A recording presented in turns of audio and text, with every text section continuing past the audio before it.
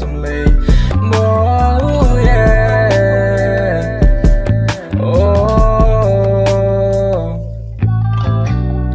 បីអូនញយម្ដងធ្វើបងនឹងសំរអូនស្អាតលើគេទាំងអធ្វើឲ្យបងដល់ចិត្តមិនរួ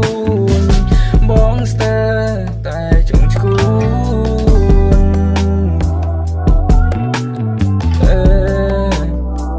ព្រោះតែរូបស្រីអូពេលក្លាអូនចូលចិត្តងងរងរឿងមិនជប់ចូលមិនអីព្រោះមកស្រឡាញ់ត្រីប្រកូលវាំងក្ដីចង់ប្រាប់ថាខ្វះអូនមិនបាន